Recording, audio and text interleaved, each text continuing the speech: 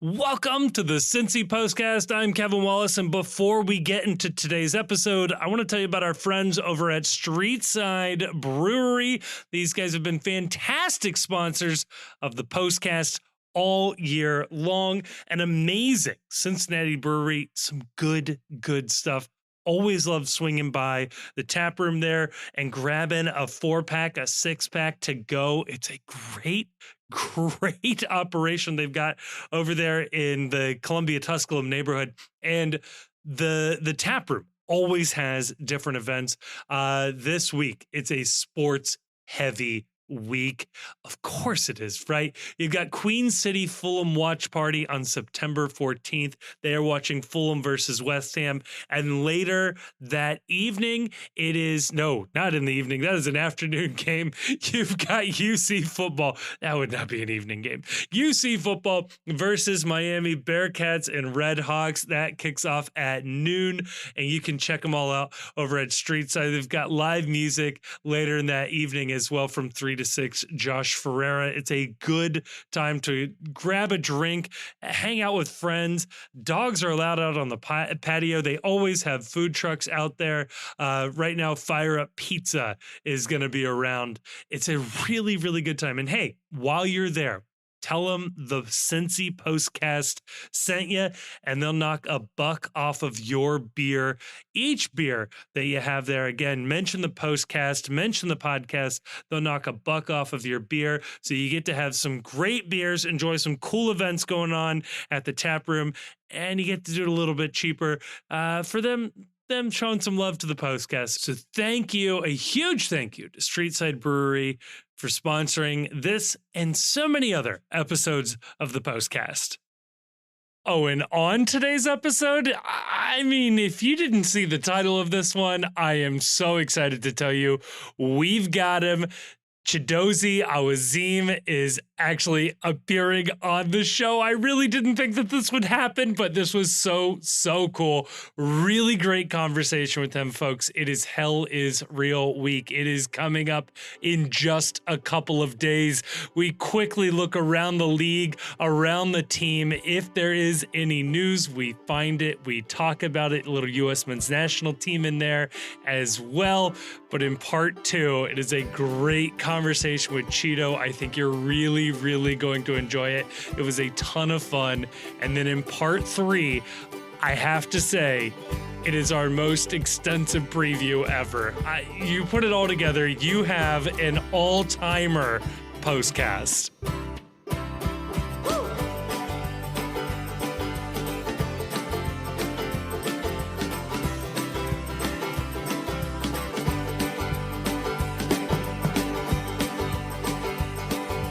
Oh, and joining me to discuss all of that and more, joined by 2 gentlemen ready to survive the end of this week. Joined by the Chief. We got the band back together. We're joined by Grayson. Let's do this. If we're going to survive Hell is Real week, I want to do it with my friends by my side. I want to go into war with the 2 of you. I'm glad we're taping together. It's been too long. Nothing happened since we all broke up there for a little bit. So maybe we split back up for this weekend and hopefully nothing happens. Just this game doesn't happen. The match doesn't happen. We all take a gentleman's draw and we leave it at that. Would you take a draw right now if I offered it to you? Oh, every day. Let's do it. Every day. Wait, what kind of draw? What kind of draw is it? Is it the we come back to draw or we collapse to draw? Because those are in this rivalry. Yes, there are that one of those 2 is going to trigger a lot of really bad memories. Here's the draw. Here's the draw that I would take. Okay, if you offered it to me right now. We go up 1-0. Okay, I like that. We defend the lead.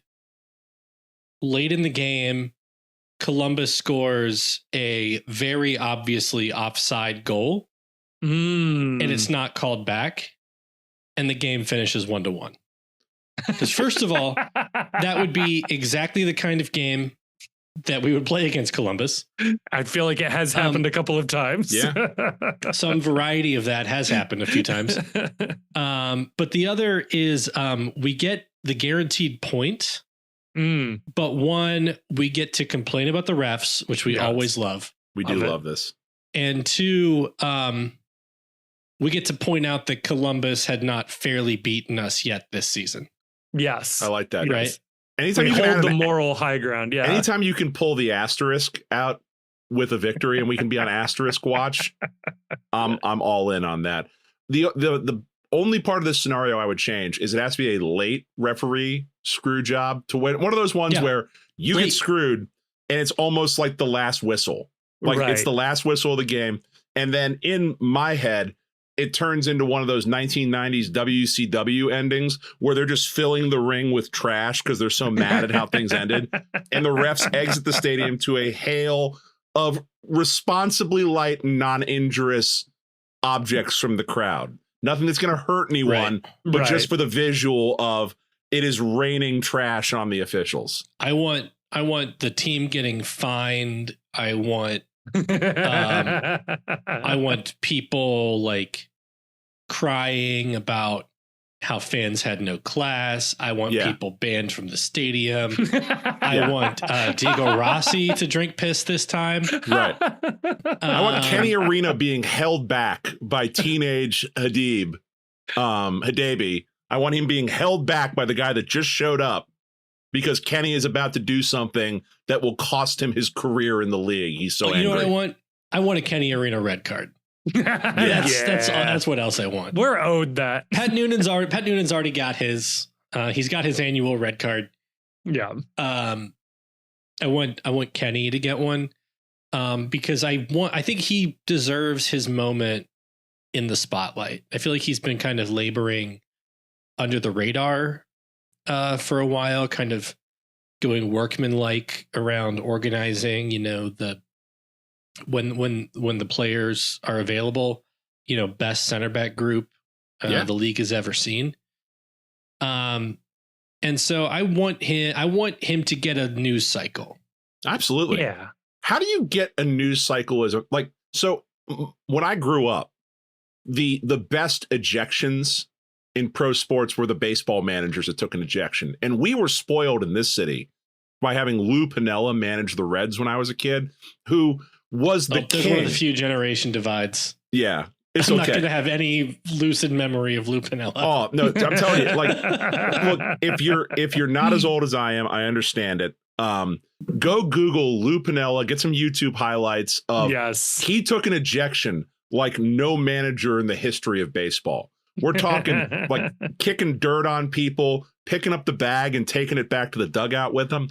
What is the soccer equivalent of that, where you really get your money's worth on a red card and an ejection? They don't let you. Like Noonan tried to get his money's worth. Yeah. In that Chicago game, and they fined him, and the ref organization did bodies and spaces tweet about nobody should ever feel unsafe in their own person. Yeah. And Pat Noonan was street harassing referees.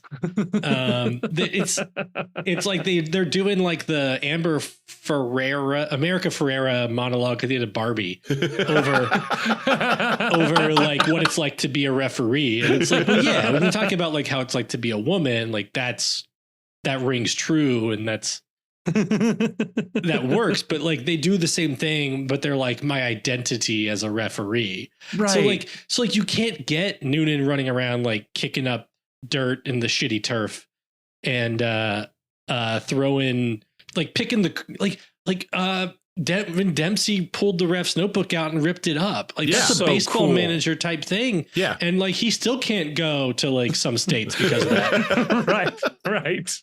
There's a couple of active warrants out there. No, I'm like, I enjoyed the dude who pulled out the Uno reverse card when he was given a card. I like that.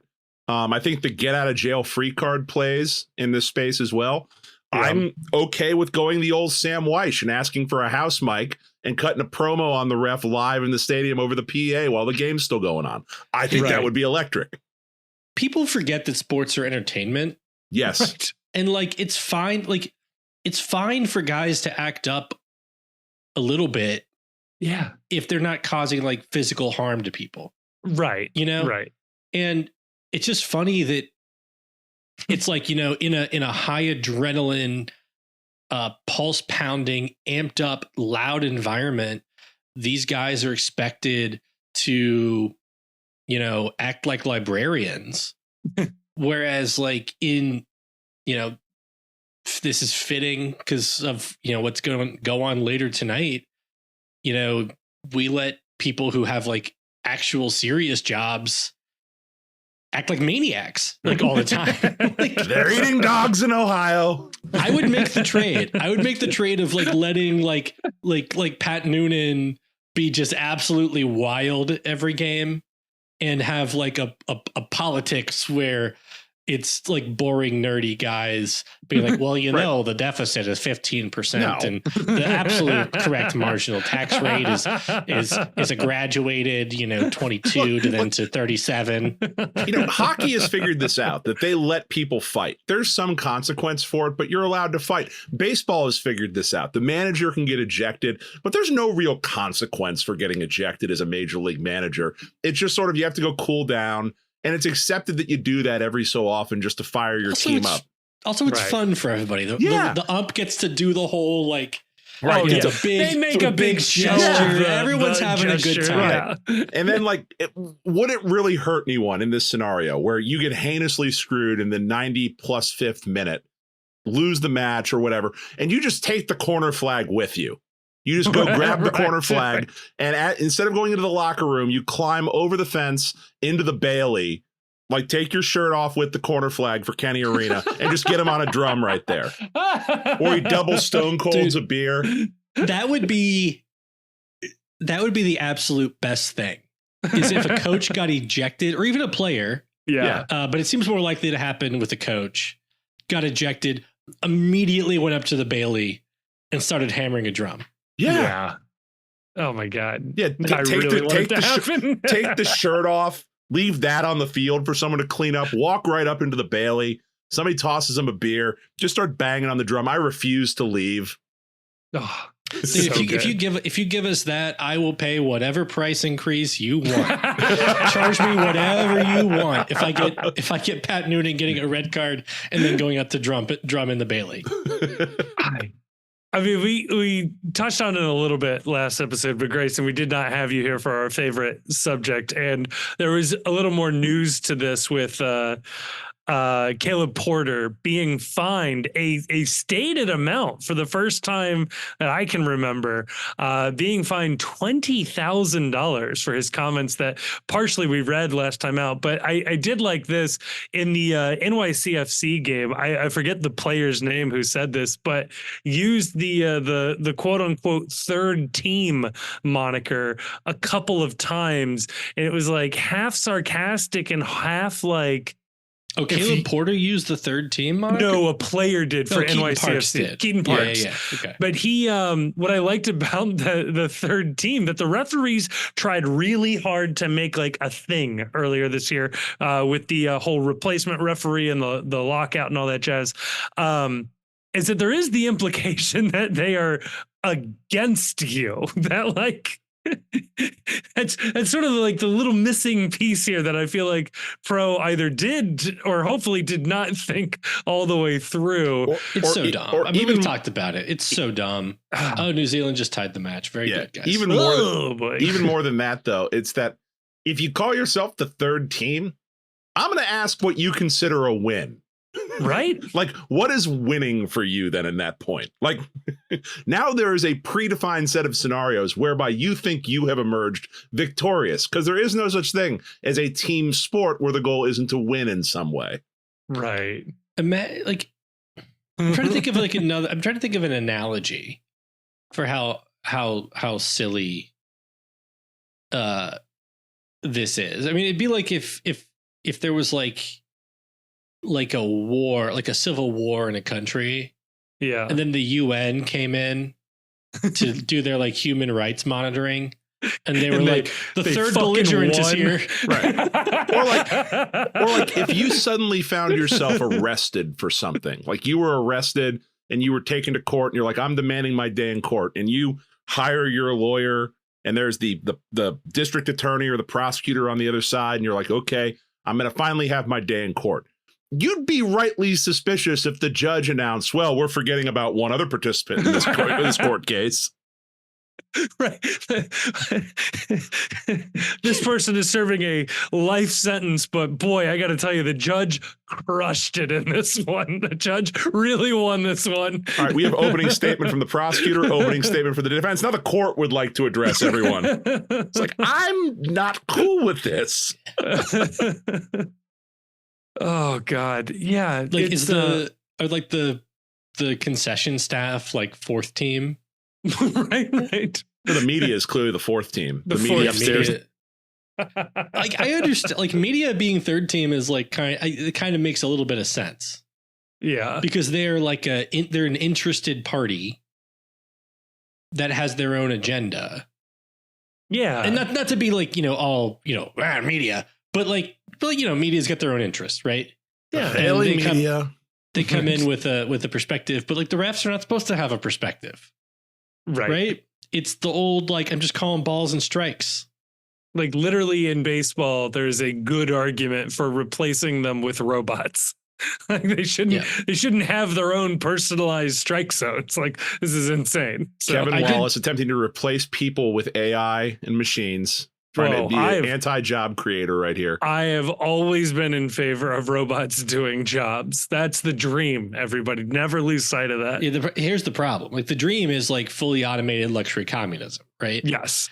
It's robots do everything, and we all just have we all have like a drink out of a coconut in Tahiti. Yes, that's the ideal future we're building towards. The robots then liquefy some of us in order to feed the ones that are alive. It's going to be the robots are going to work for like 7 people, and the rest of us are going to be like killing each other to get like a DoorDash order from the robot. Yeah, we're all going to be like in servant jobs, but worse because they're like independent contractor app jobs. Right. It's gonna be like Fiverr of like who's gonna like open my door for me today. And Kevin, is there any FC news this week? There sure isn't. And again, that's probably a good thing. The only thing, again, to keep an eye on is throughout the week as we get closer to the game, if there's anything else we hear about Lucho Acosta's health, it would be really nice to know where we stand. Yes, I'd like to win this game. Yes, I'd like him to play and be very, very healthy. But I'd also, if that is not the case, I would like some indication as to what the plan is or what the timeline looks like. Anything like that would be nice. But as far as I can tell, we got nothing. Yeah. So I guess we should point out we are recording this on Tuesday so that we could all be here for the recording. Some of us got to see Willie. Well, there has been no teenage sighting so far. We are on teenage watch right now. We are heavily watching for teenage. No, we are on the lookout for teenage. Yeah, there has no the for teenage news, teenage pictures, no teenage chat, definitely not that. Any teenage rumors? Oh God, yeah. Any teenage links? Yeah, hot teenage links, anything like that. Any news of teenage travel across borders? No, definitely not that. So we haven't heard anything about that. That would be the only other thing to, I guess, watch out for, because you would assume that perhaps he might just be a get in there and give it your all in the 11 for this weekend. I guess we'll talk about that a little bit. We'll talk about it later. But if he gets in the country, he's starting this fucking game. Yeah. Go do your best, champ. Yeah. For the record, again, we can touch on this later. He got like 3 minutes in Cameroon's or Zimbabwe's match against Cameroon. Zimbabwe's match against Cameroon. Good. Didn't get hurt.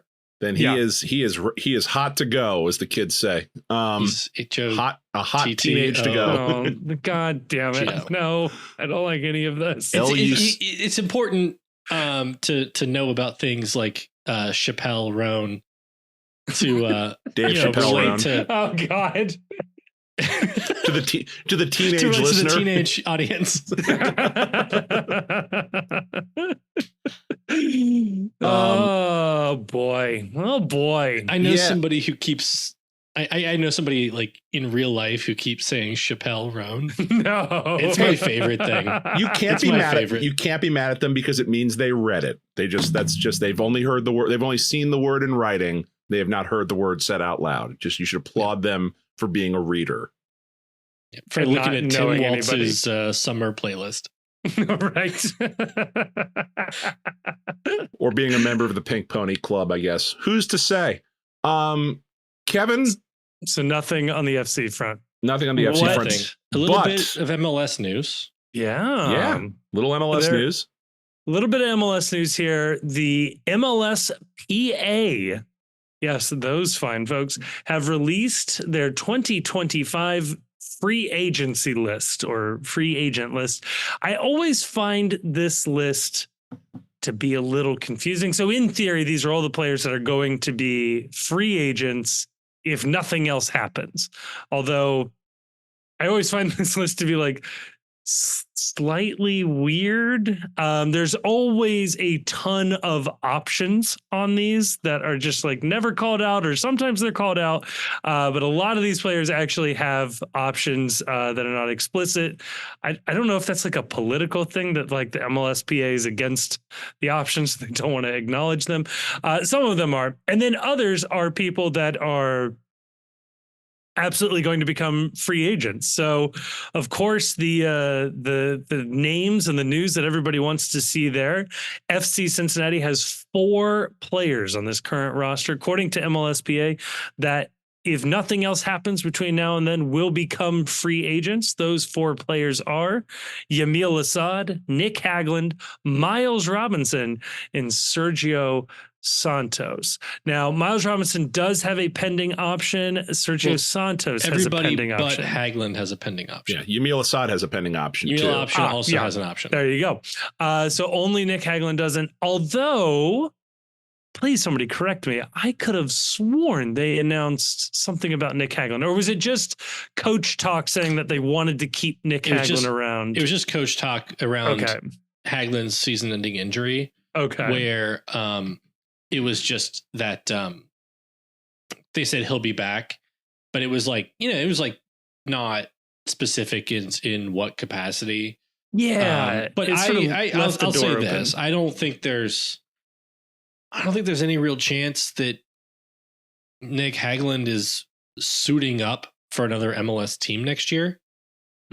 Yeah. So I would say he's going to be in Cincinnati as like, Austin Berry's personal assistant or like the 4th or 5th center back. Like it's like, I don't know. I think they're going to take care of Nick. As we've said before, he's a load bearing piece of the franchise. And I think that the current regime understands that. Yeah, he is never leaving this organization. The only way he's leaving this organization is if he decides he's getting out of the sport altogether, I think. And even then they might find there will be a spot somewhere in the FC organization, either on the field or off the field, for Nick Hagland.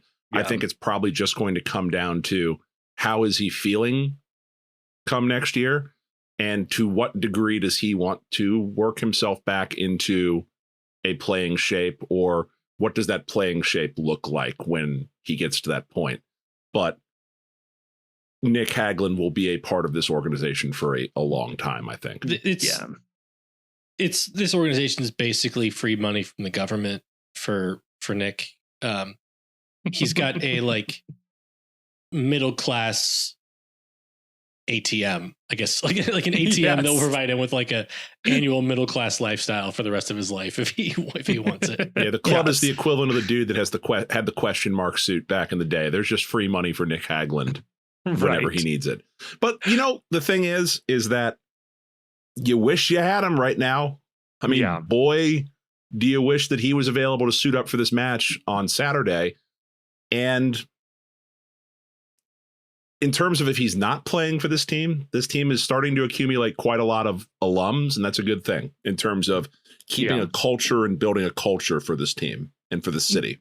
And what do you guys think about the rest of the list? So for me, so looking at the MLS salary guide, right? Yeah. It lists Assad's guaranteed compensation at $89,000, which Bring him indicates back to me that he's probably on the same or a similar salary for his option year. Yeah. So like, unless he's going to take us to the court for arbitration for sport, or there's like some crazy escalators in his clause that feels like an easy exercise. If Miles's option doesn't make him like a must be designated player, I also feel like that's an exercise. If at the very least, like, you know, worst case scenario, he's playing for your team. Or no, worst case scenario, he's making you money in the transfer market. Right. Best case scenario, he's playing for your team. My point is that there's not like a really bad scenario with bringing Miles back. And Santos, it depends on the money. Right? Yeah. Like, I'd love to have him back, but not at like a major major budget hit. Which we should say, Tom Bogert said something on a Soccer Wise broadcast that Santos's salary, or at least part of his salary, I think even Tom said majority of his salary. Yeah, Tom said he didn't know how much, but he said that that Philly was carrying a lot, if not all, of Santos's budget hit, based on the loan. But no, based on the transfer agreement back in the day. So that's still applicable. But like if it's like a crazy low budget hit, I don't care if Sergio makes $3 million. Right. Like, I only care about what he makes. I don't care about, I don't want Sergio to make little money. I want him to cost our team's salary budget. Which like that piece of information connects a lot of dots about Sergio Santos and his continued play on this team.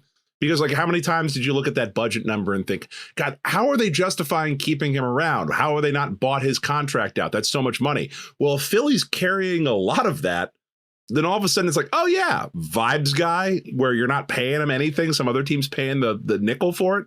Sure, sign me up. Yeah, I guess I should say, if Philly's floating us, keep him on. Like, exercise every option. Yeah, right. Like, it hurts an active opponent here. Like, this is what we need to be doing. And not for nothing, Santos, our hottest striker right now, like, he's been on a tear recently. So we'll see what happens after this international break. But he was on maybe his best form of his time here in Cincinnati. What I think is interesting about the Hagelin and Robinson here is that with both of them either staying or going, this position is quickly becoming crowded. You have Ian Murphy, Matt Miazga, Teenage Hadibi, and Chidozie Awaziem all under contract. I don't know what the situation is with Kip Keller. Is he just not a free agent then? Is that he's not free agent eligible? Okay. MLS has like, not to get like too into it, but MLS, like, it takes a while to become free agent eligible. And then, like, as Kevin kind of alluded to, it's kind of unusual for like a really, really good player to be like fully on the free agent market because of option years and because teams like to, sign players to get transferred outside the league or whatever. So like a lot of the really good players are on options, and other players are probably making too much money, including some of those option players, for like what their what their play is currently.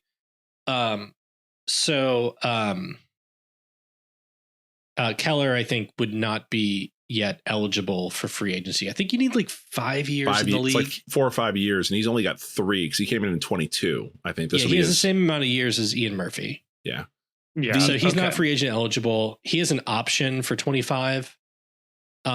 So he would go through like that re-entry process if we don't exercise the option. Because like you can look at this list that they released, and for a league as big as MLS is, and for how big rosters are in this league, it's a scant number of players that are free agent eligible and out of contract. There's just not a lot of players on this list. And when I was scanning through it, you're thinking to yourself, oh, I wonder who might be available at the end of this season that is completely out of contract. Not a lot of names make sense. No. Yeah. Like not a lot of names are not a lot of names excite you. No. Or like I'll see a name and it's like, oh, Pedro Santos would be really good as a right back. He'll be 37 next year. It's like, I don't know if we need that. I did notice our old friend Aaron Long out of contract for LAFC. Omar Gonzalez, the guy that a lot of people said we should have signed instead of Nick Hagland. I saw Alejandro Bedoya out of contract. So I'll say this. So I was going to have us, we don't have to do this, but I was going to suggest that we like go down the list and pick one name. Yeah. Of like who would like to sign. So if I still have this like dream that we bring over Bedoya at some point. Yeah. I doubt it makes sense really at any real level. His contract, I mean, I assume he'd be too expensive for like his play, but I love the guy's play. I love his mentality. Yeah. I think he's a good character to have around your team. And when he was a free agent, like I guess like last year or the year before or whatever, maybe last year, it looked like Philly wasn't going to sign him. I like really wanted us to sign him. Oh yeah. So for less sporting reasons and more just like affinity reasons, that would be my guy from the list that I would bring over. I do like the fact they still list Chidozie Awaziem on here just as MLS pool. Yeah. Tough scenes. Here's one for you. Again, if we were to replace Alvis Powell with another aging right back, give me one Kyle Smith. I knew you were going to say Kyle Smith. That feels like a right back depth signing that they can make. You know, I think Elder High School. Yeah, Cincinnati native. He'll be 32, 33 years old. Played for Orlando for years now, 144 caps, 85 appearances for the Louisville City. He was there during our USL years. Yeah, there you go. LaSalle, by the way. LaSalle soccer. If you're going to give me one, Maxi Morales. He's an Argentinian. Why not? The hell with it. Sure. Out of contract. Nice. Out of contract. Attacking mid. You know, just give me the older Lucho as a backup to Lucho. There's your Lucho replacer, the Lucho backup. It's kind of like in the NFL when you end up like, with the backup quarterback, the Joe Flacco backup quarterback right there. Yes. I also want to call out, although it's very hard to make this make sense. I want to call out that one Spencer Ritchie is an out of contract free agent. And, so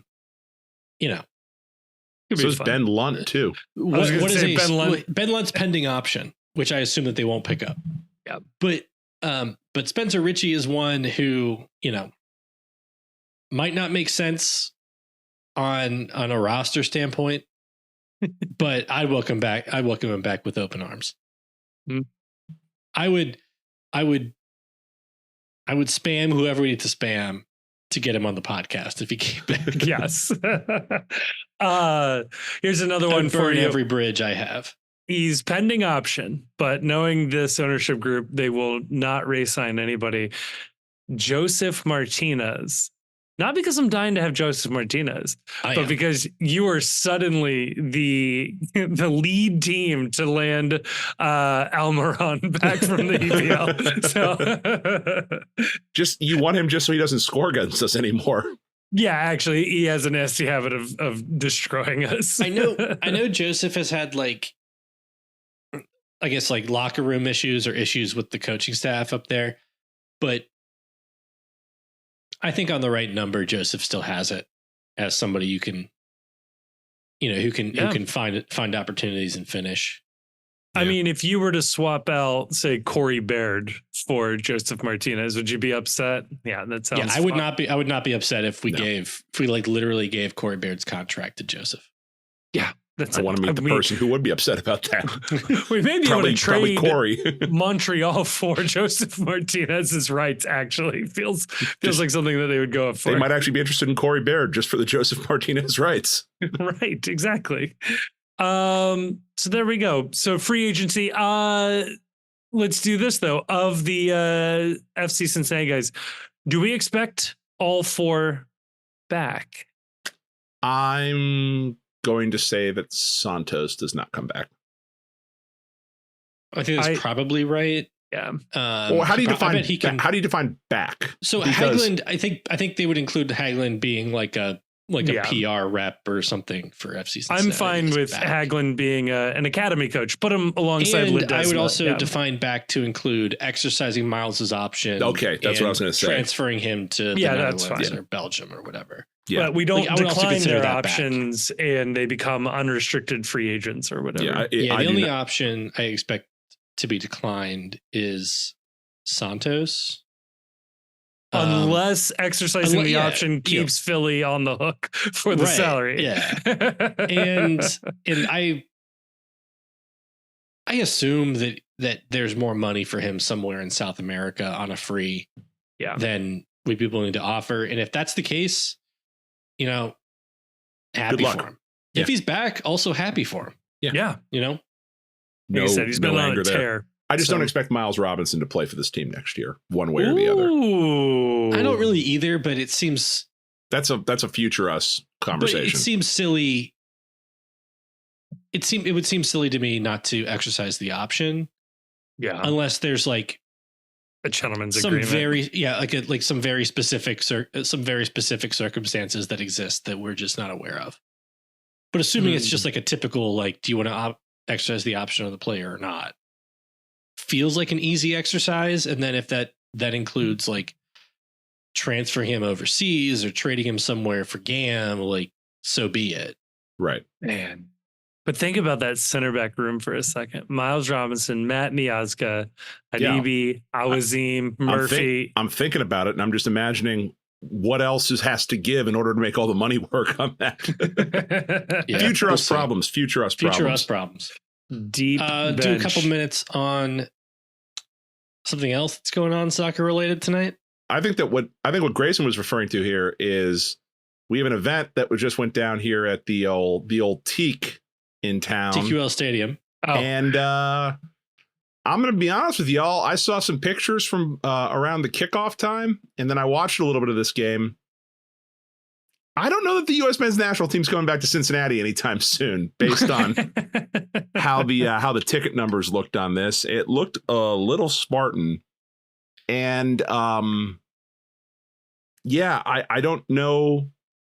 I said online, it's sort of the crowd reflects the current state of the product. But if I'm being honest, the reason why I didn't go is it was expensive, and it doesn't seem like it's worth the money right now. And if these tickets were about half of what they were asking for, I probably would have been convinced to go down and go see the team. But for a otherwise meaningless friendly against New Zealand that has absolutely there's no draw to me to go see New Zealand play. I'm not interested in dropping $80-$90 on a ticket to go see the U.S. men's national team go through the motions. And it's especially kind of put into, I was thinking about this tonight too. It's especially put into perspective that people that went to this game, if you were somebody that bought a full price ticket to this game, and if you are, I salute your patriotism. I really do. And if you had a good time, I'm not going to shit on you for having a good time. I'm not going to shit on you for spending your money this way. But to me, it seems a little off-putting that at this match, they played a message from the manager that's going to be taking over. And just sort of to me, that feels like a tacit acknowledgement of, I'm sorry, the product you're watching is shit. Here's someone that's hopefully going to make it better, but you don't get to see him. He'll be doing that at some other game that someone else is paying for. I don't know. At the prices they were charging, they couldn't have flown Poch over here just to at least wave at the crowd. Yeah, that's frustrating. Very weird. Look, I'm pretty much of the mindset that like I'm interested when we get the like US Mexico game. Yeah. Or, some other like competitive match. It's already, and I paid, I don't know, like I feel like my ticket, I had 4 tickets. I think they were around like $150 each for like the section like 218. Yeah, 216. I paid $175 each. Yeah, so like I'm happy to shell out when it's merited. But if the tickets, I'm not even saying like I needed them to be half what they were, but right. I had a number in my head for like where the tickets were, and it was about 25-30% below where they bottomed out. Like I was checking prices as late as like 6 today, just to see what was available, and they just never came down enough. And you're talking about a friendly against New Zealand on a Tuesday, which, by the way, like the game in Kansas City on a Saturday was not any better. No, like the crowd wasn't any better. It probably was worse. A game against New Zealand on a Tuesday with like a weekend lineup, and are like Mikey. People are not appreciating enough that like the coach of the U.S. men's national team tonight is Mikey Varas, who has already accepted a job to coach our most hated rival next year in Major League Soccer. So like, we're going to come out and support a future San Diego coach? A San Diego scumbag, if you will. And Aiden Morris and Patrick Schulte, get out of here. No, get out of here. So, and yeah, I do think it would have been nice to have brought Pochettino like to the stadium. That can't have been hard. His hiring has been known for weeks.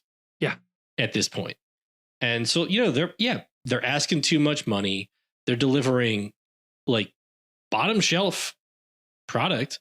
Like this window, it was a friendly against Canada, who would play all the time, right, in CONCACAF stuff, and New Zealand, who I also feel like we kind of play too much, especially the women. The women play them all the time. Yeah, they're kind of like our Washington Generals, except they drew us tonight. So, right. and like New Zealand doesn't have any guys.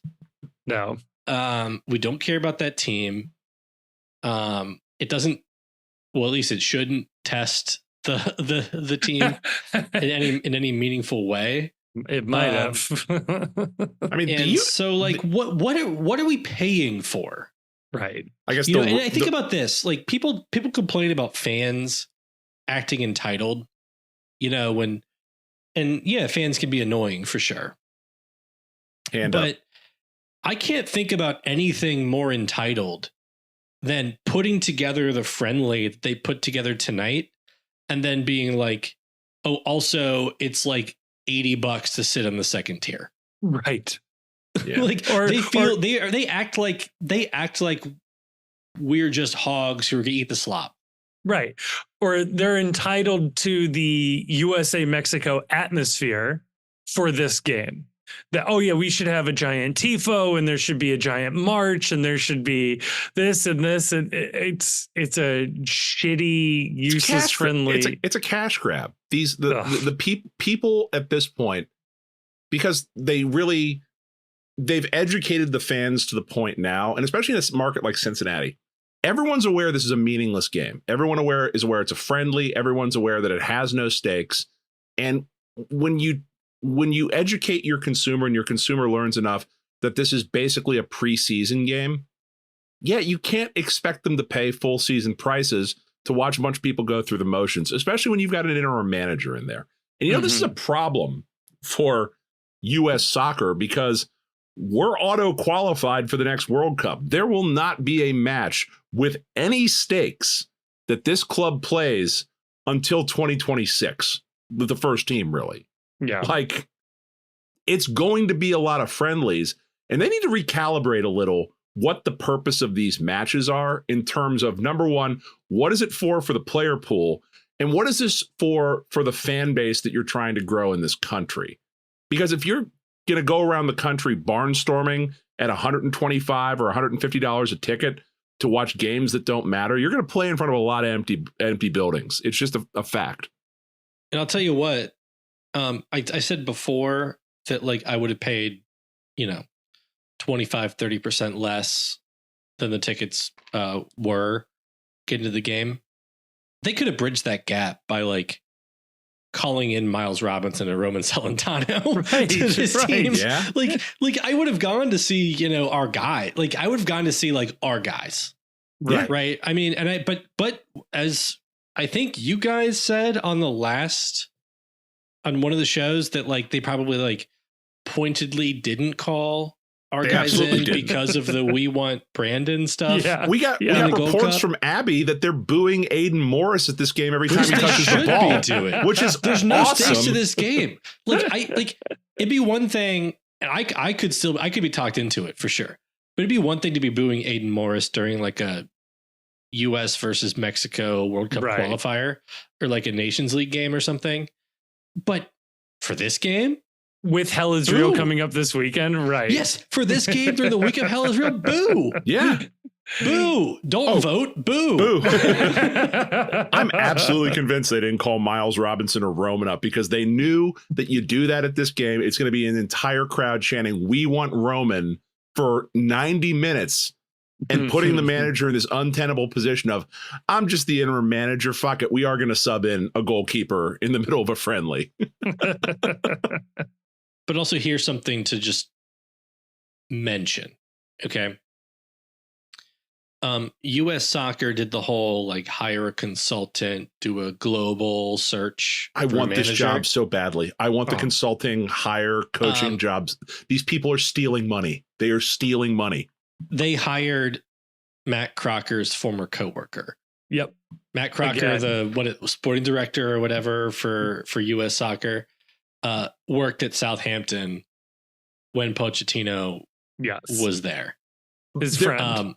You could pick. I love the hire. Same, but you could pick a dipshit that listens to Men in Blazers, and they could have given you this name as a potential hire. Yeah, I'd have been like, does Pochettino want to do it? Right. Here's a list of 50 guys. If any of them will say yes, you hire them. So I love the hire. And I'll eat that if I'm wrong. But the fact that this is a guy, maybe this is unfair, but effectively like a guy hiring his buddy can't go unremarked upon or forgotten, I think. Especially given our history as FC Cincinnati fans. Well, not just FC Cincinnati, but given how Berhalter came into the job, hired by his brother. So, like, if people want to view this, I think his brother recused himself. But his brother but his brother was an executive in U.S. Soccer when Greg was hired. But he swears that he shut the door. He shut the door to his office when they were talking about this, I'm sure. Right. And he never talked to his brother about the job at all. Right. Whoever was in that office didn't think, or in those conversations didn't think, well, if we did this, Jay might like us a little bit more. Yeah. So we'll see how it goes. He's never managed internationally, did play internationally for Argentina, from Murphy, Argentina. So this probably bodes well for Ian Murphy. Murphy, Argentina. Cool. Well, we've delayed talking about the inevitable, but first, before we do that, before we talk about the inevitable, we have to talk about one of the newest arrivals to FC Cincinnati. We were lucky enough to be able to sit down with him, Chidozie Awaziem. He is coming up next. Excited to talk to him about his time with the team so far and everything else. Afterwards, it is indeed Hell is Real preview time. We'll talk about the rivalry. We'll talk about this matchup in particular, and we'll get you out of here. So enjoy the conversation, and we'll see you on the other side. Before we head on over to that next part of the episode, I do want to tell you about our friends over at Cincy Shirts, our dear, dear friends here at the Postcast. Believe it or not, our very first sponsor from way back when. And guess what? Not only are they good friends of ours, not only have they been doing FC Cincinnati gear from USL year one, but these guys are also doing Postcast merch. That is right. We have designs up on the website right now. Search Cincy Postcast. You can find our gear on Cincy Shirts. There's also links in the description of this show. But if you don't like our stuff, and you know what, if you don't tell me about it, but that's fine. Okay, you can buy anything else off of the Cincy Shirts website or in store using promo code ThePostCincy. All one word, all caps. That will knock 10% off of your entire order. That works on Cincy Postcast shirts themselves. And you can check them out in person. They are in Oakley Hyde Park. They are in Fort Mitchell, and they are also in Loveland. You can print any shirt on demand. I know that from experience. I've been able to do it. Walk in there, ask them to make a design, any size shirt, any design. It's really, really cool setup to do it in person there in any of their 3 locations. So again, a huge thank you to Cincy Shirts for sponsoring this episode. And thank you, dear listener, for using that promo code. Again, ThePostCincy, all one word, all caps, 10% off your next order. All right, back to the episode. Oh, and joining us here, a very, very special guest on the Postcast. We are so incredibly thankful and excited to have Chidozie Awaziem, FC Cincinnati defender, on here. Chido, how you doing, man? I'm fine, thank you. Thanks for having me. Yeah, absolutely. I got to ask, you're relatively new to the team and to the city. Have you had a chance to settle in? What's it been like your first couple of weeks in Cincinnati? Basically, I'm going to say it's quite not been easy to settle in because it's like a different atmosphere for me. Mm-hmm. Different league. And living home far away. So, and then, time difference. So, there's a lot to adapt to, but I'm fitting in as quick as I can. And I've got time to visit the city and, see how beautiful Cincinnati is. And I'm loving it so far. Does it make it easier to make these transitions when you come into a new city and you're immediately expected to be a big time contributor to the team? Because you really haven't had any downtime. It was just you arrived and you were immediately thrown into the starting lineup and expected to play. Does that make it easier to transition, or does that actually make it harder because you're working so much to get integrated to the team? It makes it harder to get integrated to the city as well. I don't think it makes it difficult to adapt. I think it makes it more easy for me because, I get to play with the players, train with them as quick as possible, to understand, the system of the game of Cincinnati and, get to know them quickly. And I arrived and I was quickly thrown into the game, and it makes me feel happy, and it makes me feel like I'm needed, and I'm a place that loves me. So far I've been feeling that I'm at home. I have this peace in me, and I'm confident that we're gonna have a great one together. Yeah, no, it's been awesome to have you here as fans of the team. You've been able to step right into a pretty large hole that we've had in our roster. So we're very, very happy to have you here. you've definitely have been to a lot of different clubs. You've played in many different countries around the world. I'm curious if you have a sort of mental checklist of the things you do first when you arrive to a new team. Do you have a sort of system down at this point when you're joining or integrating into a new team? The first thing I do when I go to a new team, I try to know the players first because they're the ones I'm gonna spend most of my time with, like in and off the pitch, and I try to know them, try to understand the quality, try to understand the style of play, and try to know them.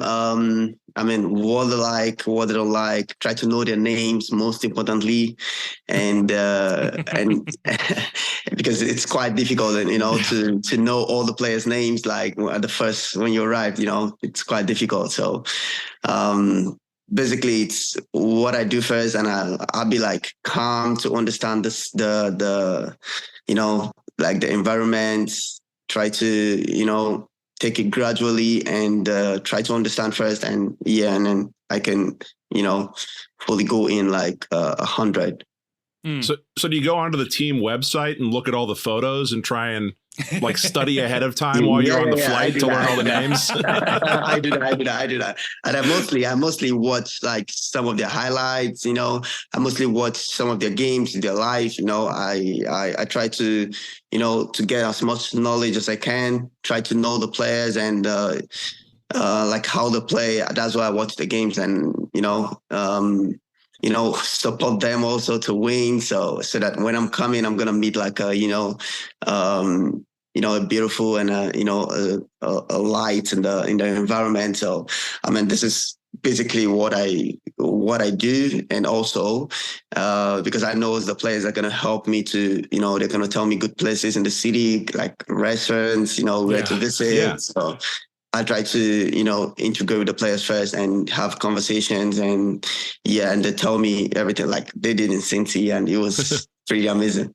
So that does bring a question. So if you're watching the highlights ahead of time to sort of understand and know the players, who were you most excited to play with when you came over to FC Cincinnati? Who was the guy that jumped off at the page or was like, oh, I got to get on the field with him and start playing with him? Honestly, it was Obi, because Obi is he's my friend. I know him like before, and though we haven't played together in the same team, representing the same team, we only played against each other. And I was happy that I'm gonna be on the same team. It's Obi, my defensive midfielder, and I'll be behind it, and we can communicate in our Nigerian dialect. We can have this connection and try to help the team. And I think both of us working together is gonna be amazing. So I was excited that I was gonna play with Obi and also Lucho Acosta, because he's the MVP of the league, so he's the reigning MVP. So it's interesting, to have such kind of player in your team with lots of good qualities and, share passes, share ideas, share, winning, losing, share good memories and, hard times. So I think it's really interesting, to be among those guys. Yeah. I was reading Carter Chapley's story about you and your arrival here to FC Cincinnati, and he had mentioned that Obi had played a role in sort of your recruitment to the team and to the city. I'm curious though, what did Obi say to you? What was the pitch? What did he tell you about Cincinnati to get you here? we did a lot of talking though. Yeah, because he was very, very convincing. He convinced me a lot. So he told me about the city. He told me basically about the club, how nice it is, how the look, that take care of the players are fair in whatever aspect it is. The club always, take the player first in everything, make sure the player is okay. and which is very important. And he also told me that I'm gonna love it when I come, because it's like a different league with lots of qualities, and with my quality I'm gonna fit in like so quick. And he has no doubt that we working together and everything, I'm gonna love it. And I'm gonna make my career grow. And he told me that I'm basically not making the wrong step. So he was very, very well convincing to me. So what I'm hearing is that Obi's got a career in marketing as soon as he's done playing, right? I think he has that. Oh, that's great. So, I do think it's fascinating that you both come from the same hometown and everything. It's such a great story. You've obviously stayed in touch throughout your careers, but maybe even outside of Obi, what was your impression of MLS before you came here, and maybe has the league surprised you in any way since you've played a little bit now? Honestly, I've been super surprised because as time goes on, game by game, I'm seeing like a lot of qualities compared to what people talk about MLS. Because mostly what people think about MLS is a place where, players want to get retired, just come to play to end their career. And it was like that idea, has been growing, and everyone has been thinking the same. But when I arrived, I saw it wasn't that. Like, players as well grow their career here and move to a better club and move to a better country. And I've seen a lot of qualities in the clubs, in the team, in the infrastructures. It's been super amazing. That I got nothing to say against the MLS league. It's something that I'm really, really impressed about, and and I'm happy to be here as well. And so Obi said, when you said part of your recruitment, when he was being the hype man for this team, he said that your skills would translate well and immediately into MLS and into this team. Has he been right about that? And sort of what part of your game do you think made you such a good immediate fit for this FC Cincinnati team? The conversation I had with Obi, what he told me, and also part of the people I spoke with the club. It's been like they know my quality. The belief that I'm gonna fit in my style of play is something that is needed in the team, and my ability, that I'm fast, a good ball playing defender. And they were convinced that I'm gonna fit in the team. So, and Obi as well, for him to know me very well, so he knows that I'm gonna fit in like so well. And he tried to also push the club to make it happen. So it's really not difficult for me to integrate with the team, because the style of play fits my style of play. So it's basically like a win-win. So like that. Right. So looking ahead a little bit to this weekend, it is one of the big rivalries in Major League Soccer. It is the biggest rivalry for FC Cincinnati. Hell is real with Columbus Crew coming to town. What has the coaching staff said about this game? What have your teammates told you about this game, or is it business as usual for everybody? For us, we take it game by game. We don't care who the opponent is. We just want to do our thing. We just want to, go in focused and try to get all the 3 points. So, we know the rivalry. I've never played in such kind of games, like in MLS. But, when club talk about rivalry, I know what it feels like, because I've played in so many countries that, they have a rivalry team as well, and I know how it's like, how it feels. I know the the pressure. I know how tough the game is gonna be.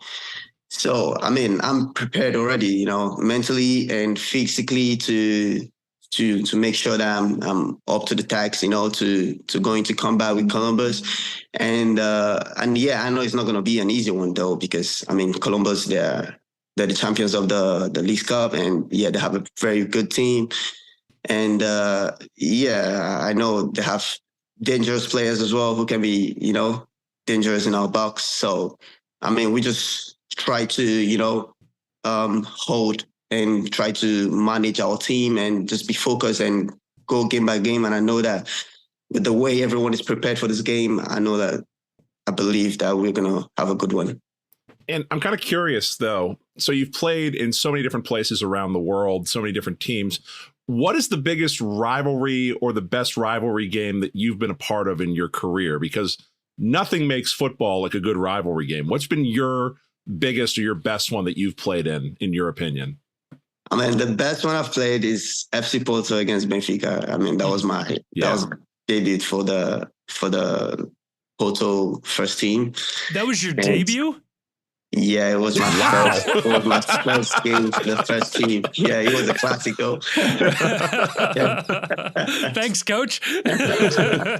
Yeah, thanks, really. It was a big one. So. Yeah, and what makes that so special? What made that so special? Other than being your debut, obviously. Right. Exactly. What makes that environment so special? Because, I mean, it's my first time I've played such kind of stadium, such kind of atmosphere, because the stadium was full. And yeah, I know the pressure between Porto, the rivalry between Porto and Benfica was like huge. It's huge in Portugal.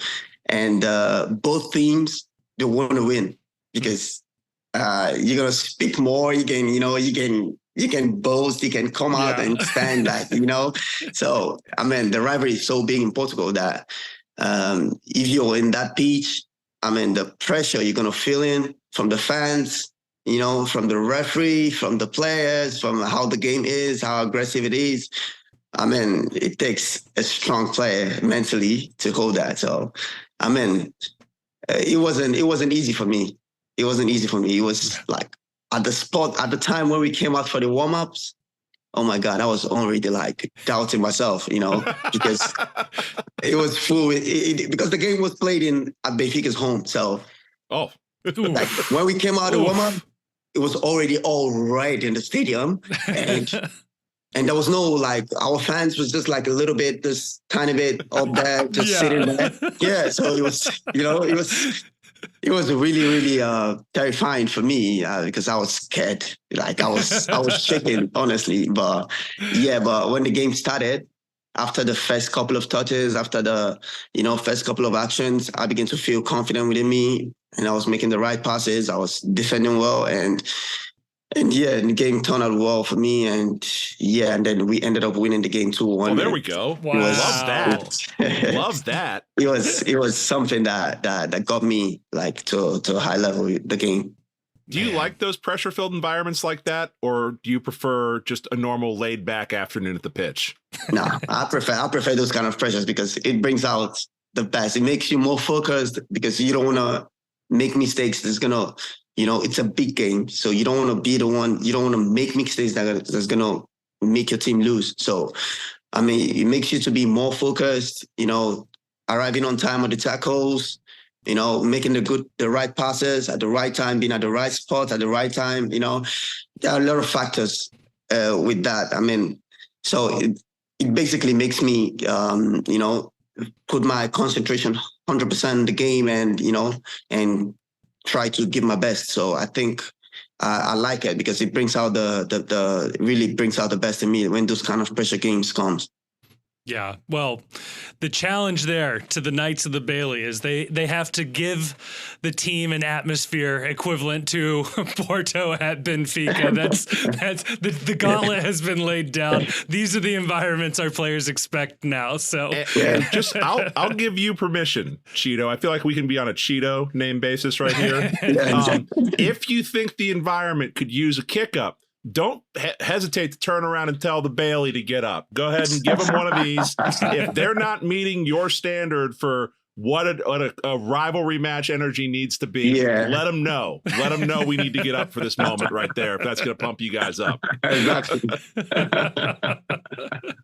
I mean, obviously, this game this weekend for the fans and for the team is a huge one. You've definitely been thrust into a leadership role on the back line, and it sounds like with the team. How has that process been for you? And how is that going from your perspective? I mean, for me, it's not a difficult role for me to play because I know the kind of person, the kind of player I am. I know that from the back line, I try to be the leader because, it's not because I want to do that, because I feel that if we work together this way, we're gonna have a stronger backline, and we're gonna actually defend very good. So basically, most clubs that I've played, I'm always they're always putting that responsibilities on me, to always lead the team, speak, coach the lineup, they make sure the defense is organized. So I always get that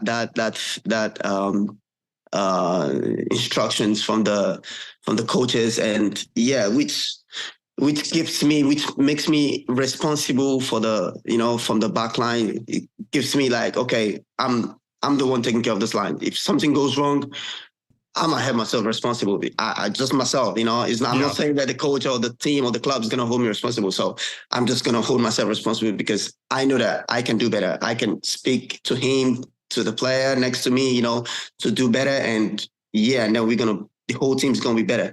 So I try a lot of time to try and coordinate and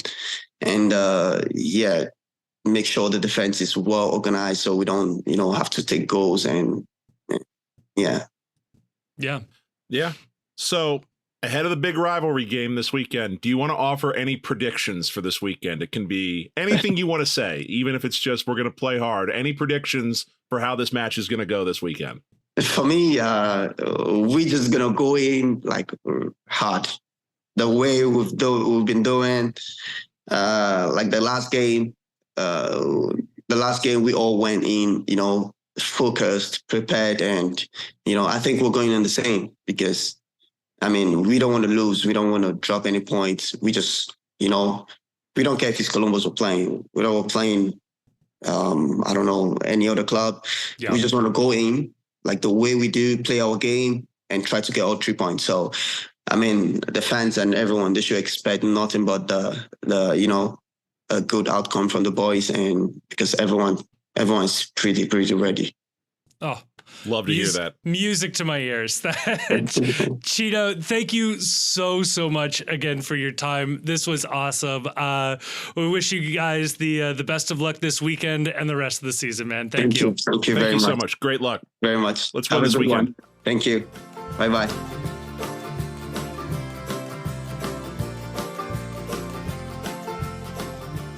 All right, we are back. Again, huge thank you to FC Cincinnati for being able to make that happen. How about that? Look at us. Look at the post. Look at us. Who would have thought? Who would have thought? Oh, God. Well, Chief, it's about that time. It is. Hell is real is upon us. Hell is real is, I think, where we are now. Columbus Crew on 49 points. FC Cincinnati on 51 points. The Crew have a game in hand. Last time out, the Columbus Crew had to rotate some guys due to playing on an international break. They lost 4-0 at home. Into getting red cards. and getting red cards. Now, I will say, if you are just tuning in to this and you heard Columbus Crew's goalkeeper got a red card in their last game, don't get excited. That was their fourth string goalkeeper, as far as I can tell. Should not have any bearing. Their first two choice goalkeepers were away on international duty and will be back and very much available for this game. The last time these two teams played, however, FC Cincinnati won in Columbus. It was a 2-1 victory back on May 11th. It was part of a really, really fun run as an FC Cincinnati fan. It really felt like we might not ever lose again. The good old days.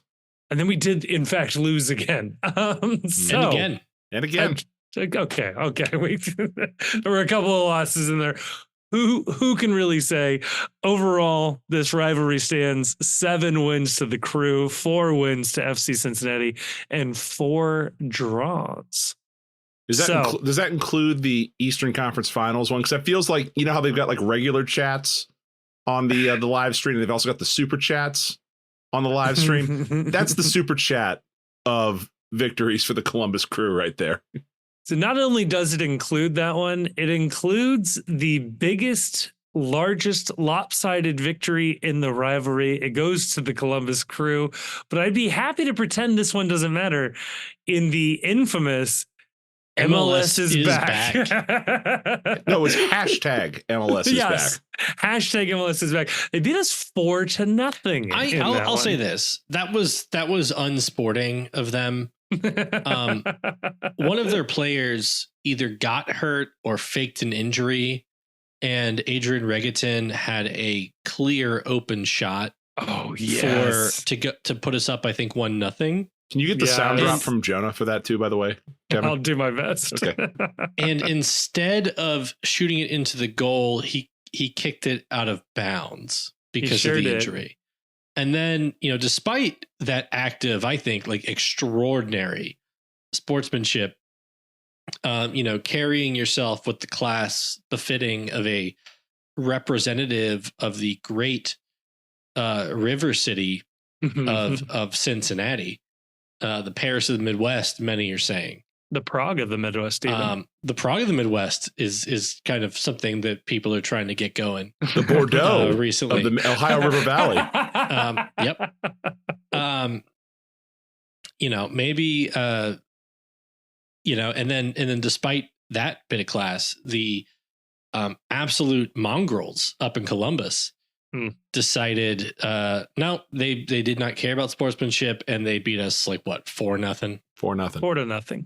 Yeah. The player with the highest thought mob rating from that game, still on this team, Yuya Kubo with a 6.3. Who else would it be? You and Nick have seen some shit in this rivalry. In terms of the starting lineup, he's the only one still in the league. So Nick Hagland has been present for, this will be the first Hell is Real match that Nick Hagland has not been present for since the original Hell is Real in the USL era. Am I right on that? Was he there for the Eastern Conference final? He wasn't. He wasn't in attendance. Okay. Well, he might be in attendance at this one too. Right. I wouldn't if I was him. Yuya and Nick very much had an experience that I can only analogize to the beginning of There Will Be Blood. When Daniel Day-Lewis breaks his back and has to crawl out of the the little hole that he dug to get that bit of oil out. Kubo looks around and says, "You merely embraced the darkness. I was born in it." The scene in There Will Be Blood where Daniel Day-Lewis has to cuddle up with his son, and they're drenched in oil. He's drenched in oil on the floor of the shack. That's Dado. They're holding little baby Dado. You don't know how hard it was to get here.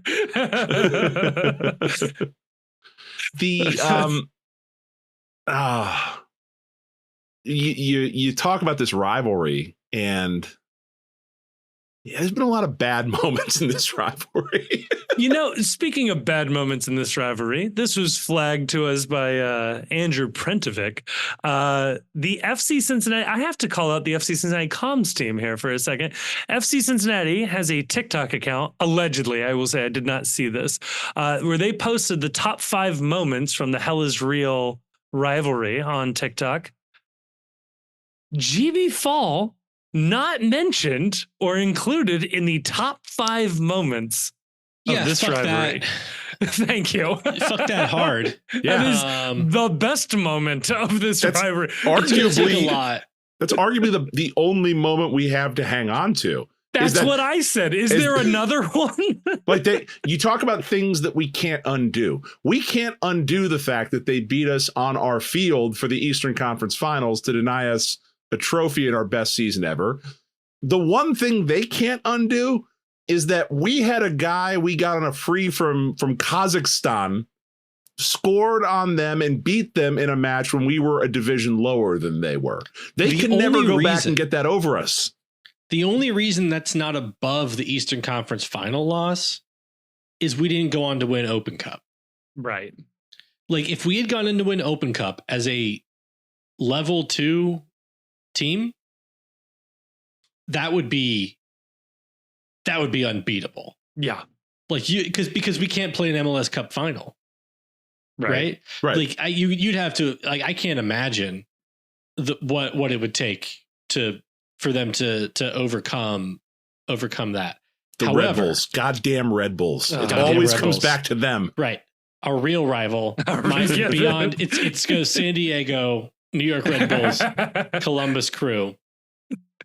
And we'll see how San Diego goes. Red Bulls in Columbus, both very annoying fan bases online. Oh yeah.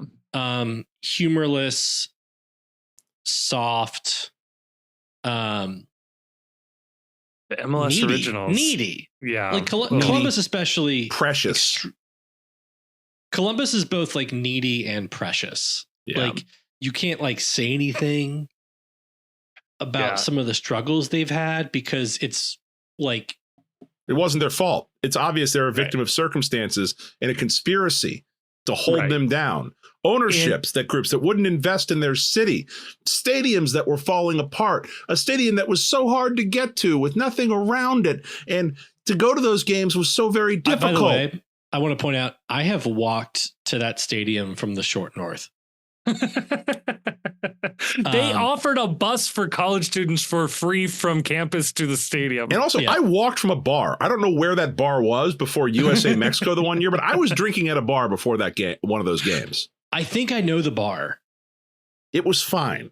Yeah, it's fine. Right.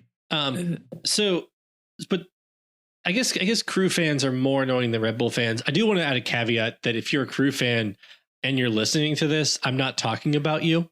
And this is our space. This is our space. You are invited. We're inviting you into our space, but this is not for you. I'm talking about other Crew fans. Yeah. True Crew 1990, those kinds of fans. Right. Yep. I'm talking about other Crew fans. So don't take it personally. Yeah. Take it personally. So take it personally. I think for this game, I think there's please. No, go ahead.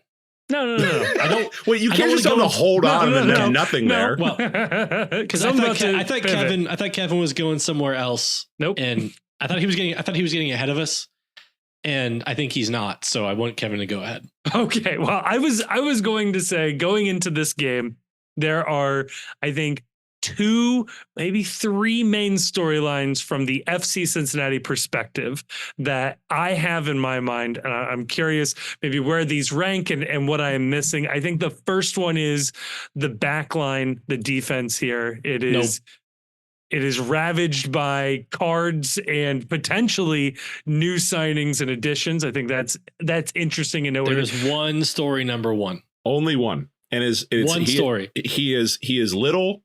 He wears number 10. And is Lucho Acosta healthy? And what is the status of Lucho Acosta for this match? That was my second story. I will play. That is story number one. That is always story number one. And I'm not going to tell him that you suggested anything about him was behind anything. Right.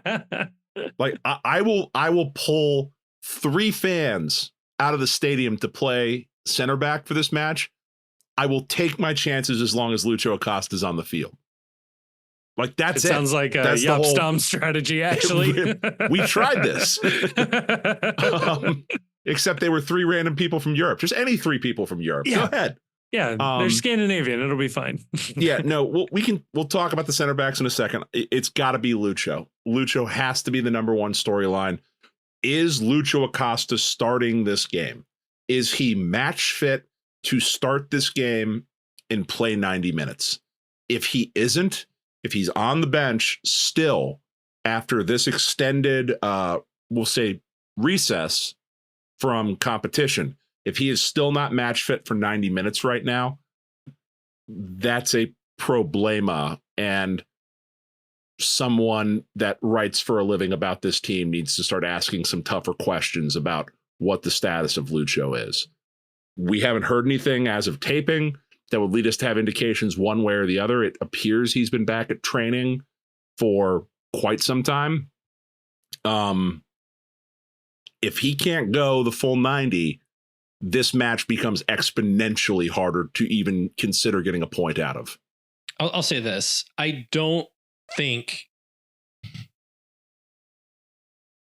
I'm not like, if this game is in the playoffs, I say, like, you know, like, go all out, like, risk it. It's a regular season game. You're not going to finish lower than 3rd in the East. Yeah. look at the point difference. It's okay. It's pretty wild. All right. Yeah. New York Red Bulls with an extra game on us back at 43 points. We're at 51. So 8 points back at this point in the season. It's pretty tough. Yeah.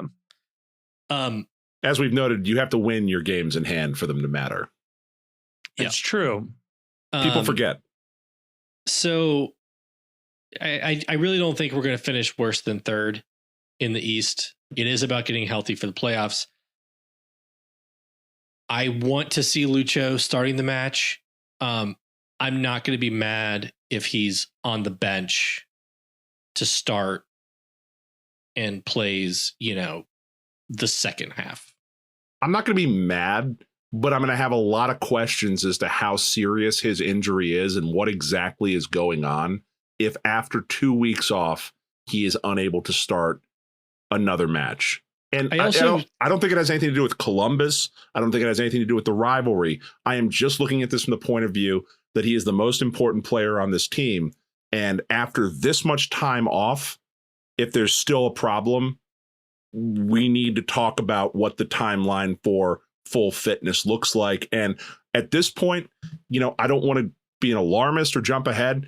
I need to ask the question is he going to be fully fit this year at all? And do we need to start asking about the S word? Is this something that's going to need surgery to fix? Yeah. Not for nothing, he was suspended for the Montreal game. So as long as this layover has been, his was even longer. So yeah. Yeah. So the lingering question with Lucho that I do want to know, but I don't think we would ever get like a true answer for, or I don't trust that we would get a true answer for, is like how much Lucho's condition played into choices for the transfer window. Ooh. But if he's not going to be like fully fit the rest of the year, there's still players on the team. Like they can they can figure stuff out, I think. Yeah. But certainly would be extremely tough to not have like Lucho 90 minutes fit going into the playoffs. But if you figure out the back line and you know, get guys used to playing without him a little bit more, you know, you could see some potential in having him, you know, second half fit in the playoffs. This team is cooked if he is on a minutes requirement going into the playoffs. There's no other way about it. He is the most important player. He's the MVP of not only this league, he is the MVP and the MIP of this club. But like you said, I don't expect we're going to get an answer on that. I would like to know what the answer is on what his status is and what his timetable is. Maybe he'll surprise us all and will be available for selection in the starting lineup and will start. If not, I'm going to have a lot of questions about how things go. But Kevin, you're number one overall, the back line.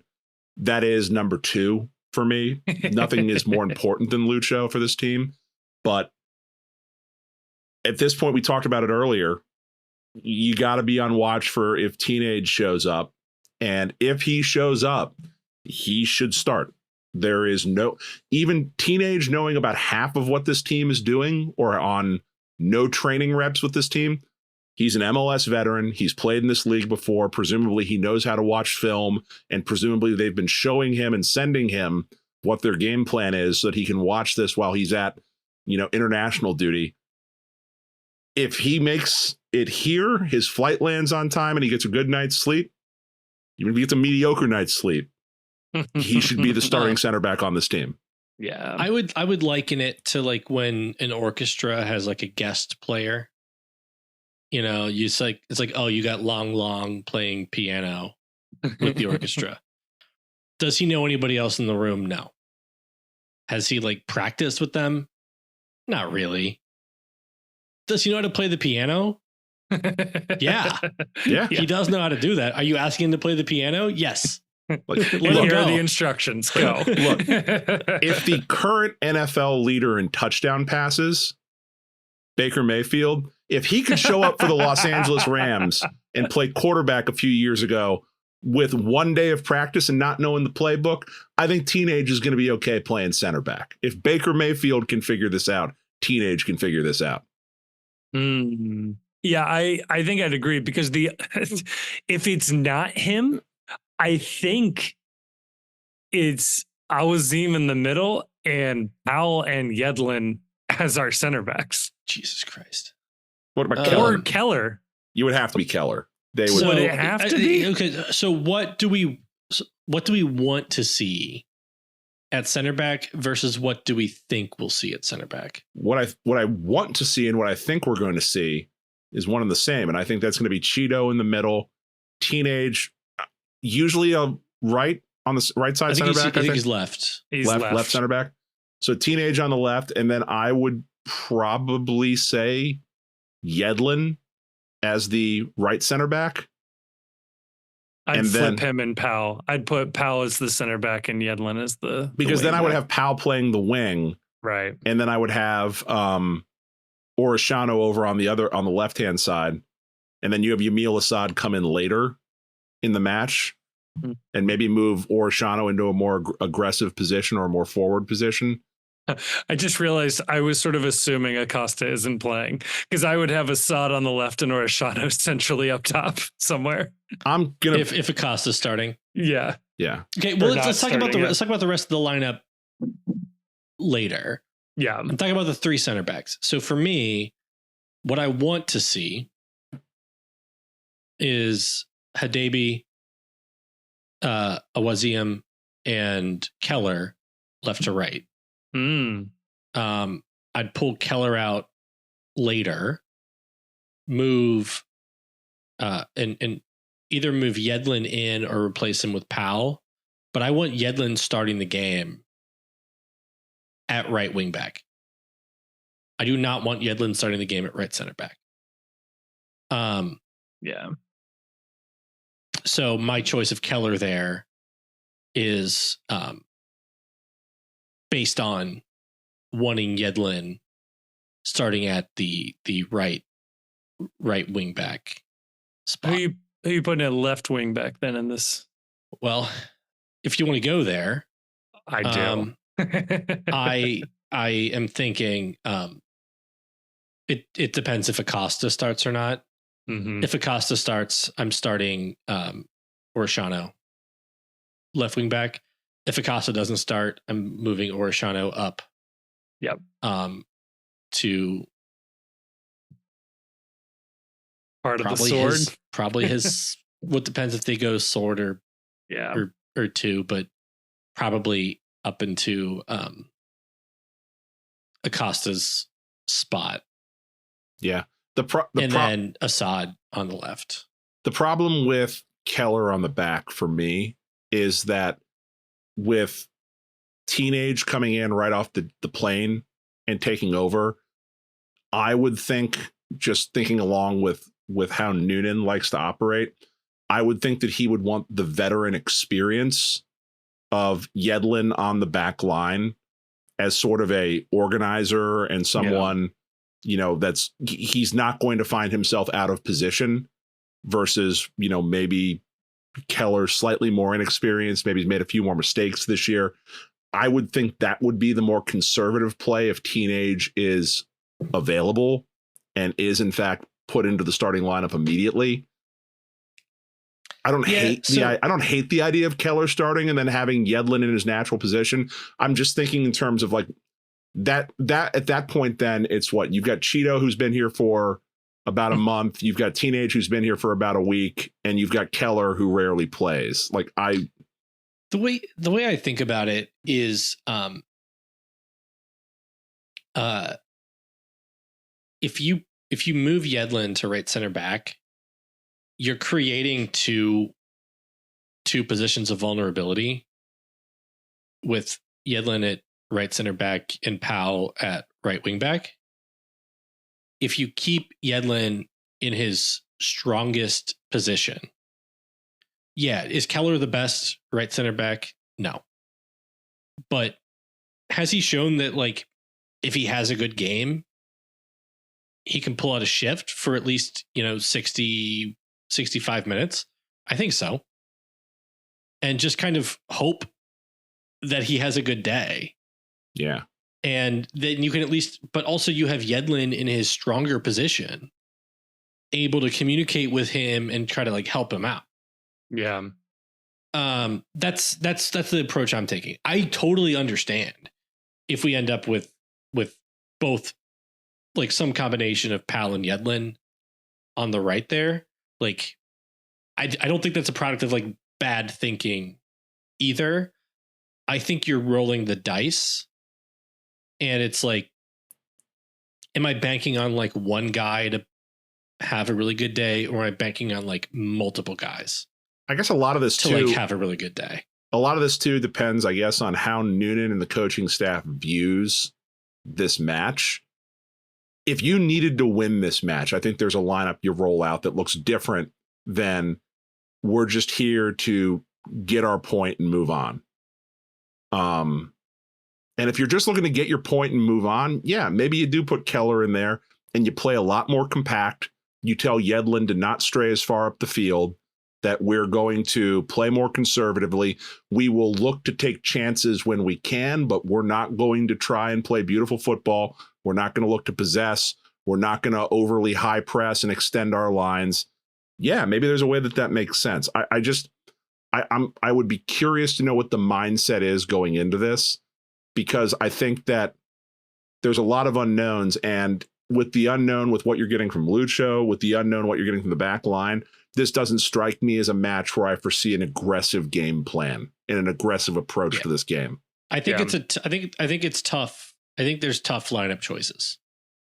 And part of it, a lot of it is coming from, Lucho's health, and a lot of it's coming from the yellow card accumulation suspensions.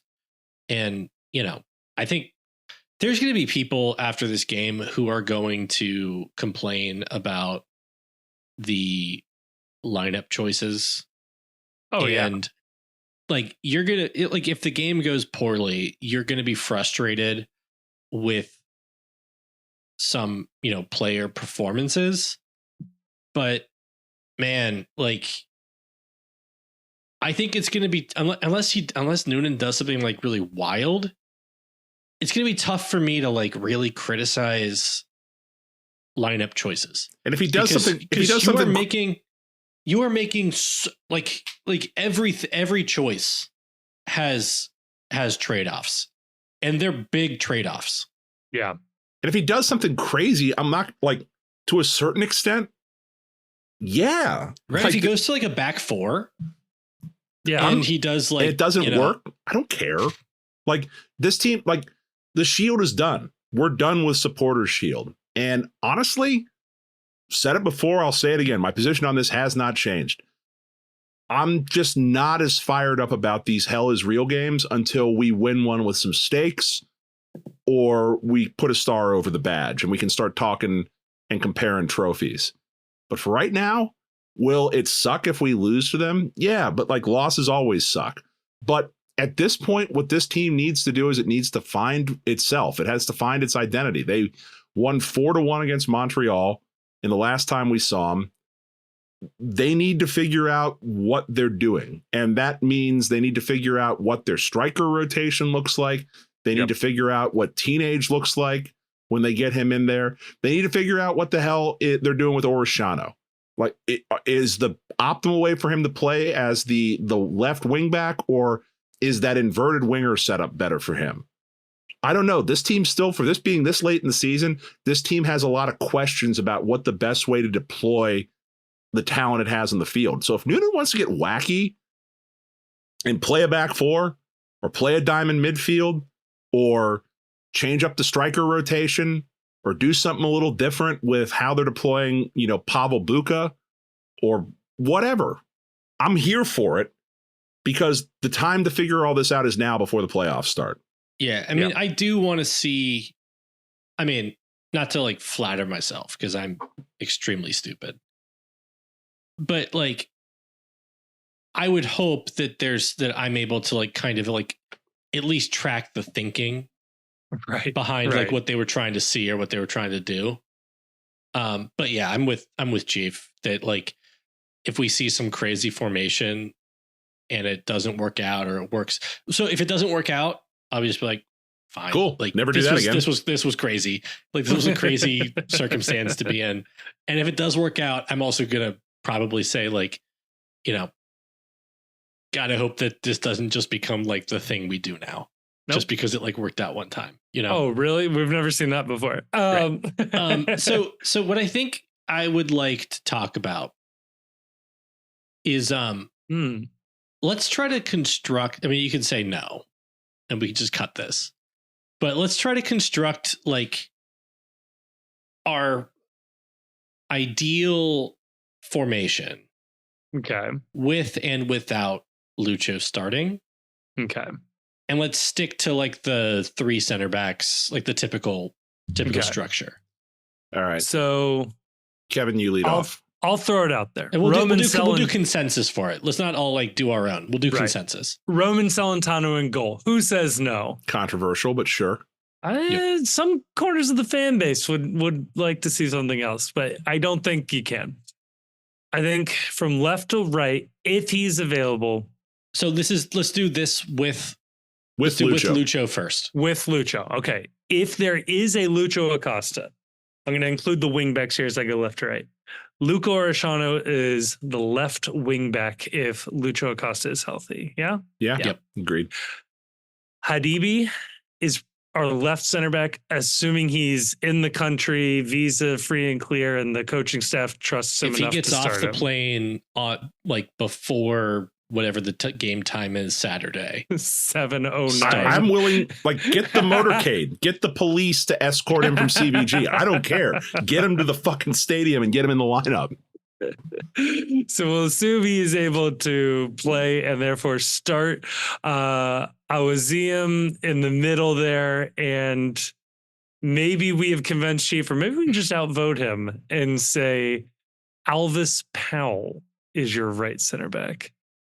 Chief, what's your suggestion?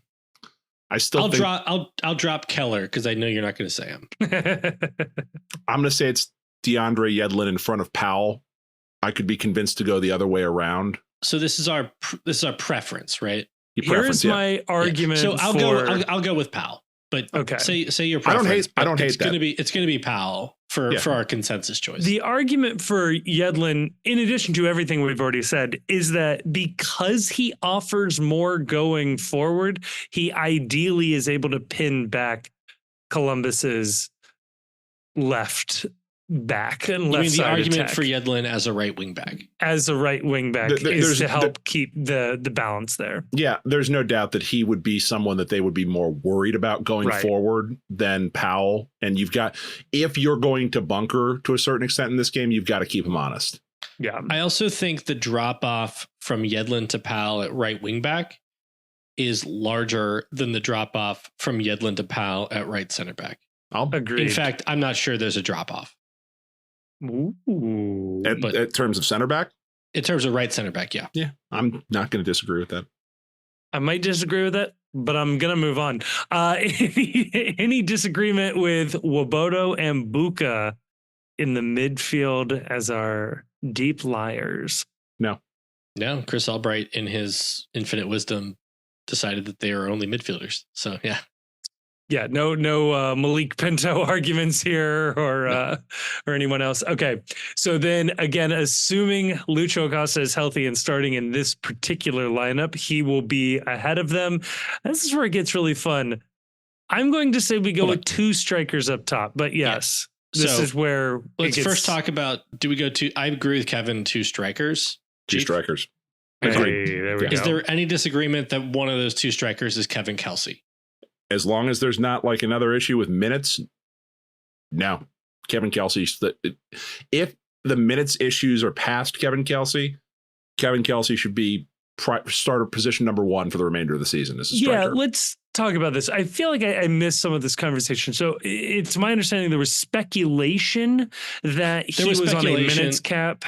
There was speculation that there is some kind of trigger either relating to the purchase option or the salary relating to like the percentage of minutes he plays over the course of the season. We did some quick and dirty math in the Discord. And if the minutes cap was like at or above 75%, he could play every minute the rest of the year and not hit it. I see. Okay. But again, like this is admittedly based on like speculation and also just like kind of observing choices about his play. Yeah, like maybe why was he... maybe a little bit of heard from someone who heard from someone who heard from someone that might exist. Yeah, right. I mean, it's not, I will say it's not based on nothing. Okay, but it's based on something sufficiently attenuated that I don't want to make like confident statements about what the details might be. Gotcha. And it certainly tracks. It certainly tracks with his usage pattern this year. But it does track with our perceptions of reality. Okay. Yeah, because he certainly was sort of banished for a little bit there, and it wasn't clear why, especially when at times he's looked like our best striker. So yes, okay. I'm on track and I'm on board now. Yeah. So assuming all of that is either not the case or at the very least behind us, Kevin Kelsey is starting up top. For me, I think it really comes down to this. Is it Yuya Kubo or Sergio Santos starting alongside Kevin Kelsey? I think that I don't know. I am in the minority of the fan base on this one. I get that. I think that if Kelsey is our best option at striker, I think Yakubo is clearly 1B to Kelsey's 1A in terms of person who has been the most consistently goal dangerous this year. I think he's on 9 league goals right now. So he's 1 goal away from hitting double figures, which is considered by people to be some magical thing in this league and sort of the line of demarcation between a good striker and a merely average one. I understand the argument that he is also your best substitute at a number of positions. To me, in any match in MLS, your 2 most goal dangerous people have to be on the lineup, on the field as often as much as possible. So I'm going with Kubo up top. And then later in the match, depending on situation, you can either bring on Sergio Santos to create some threats over the top, which he's been doing much more of and been much better at over the last month to month and a half of the season. Or you can bring on Corey Baird if you're looking to be a little more defensive in your shape. Or Joe Aquini. So Or Joe Aquini. I don't really disagree. I don't disagree with like much of what Chief said. I'll clip that for you later, Chief.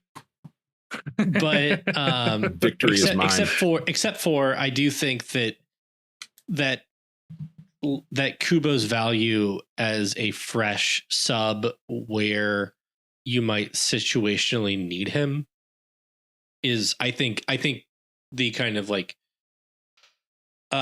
overriding important consideration in this spot.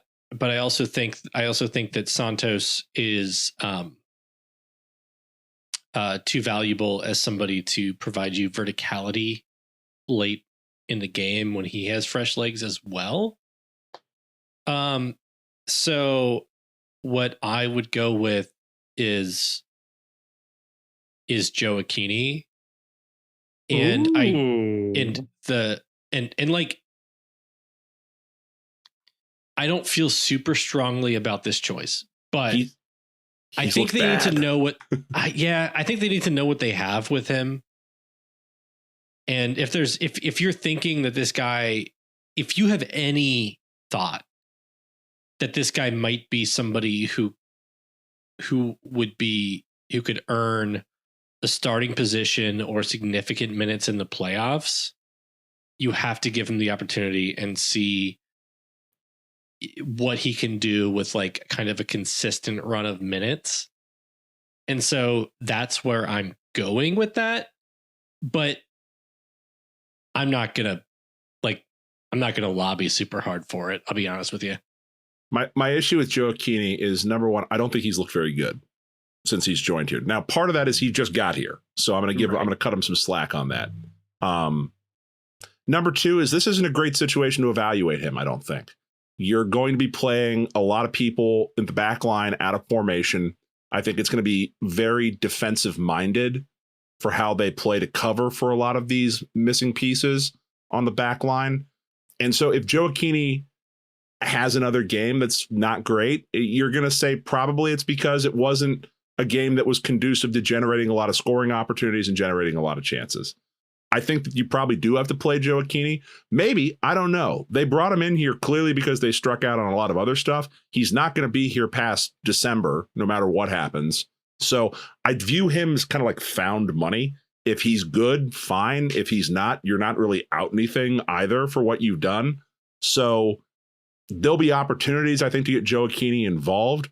I don't think you're going to learn much about him one way or the other in a match like this, would be my only pushback on that. Except if Lucho is starting, this is a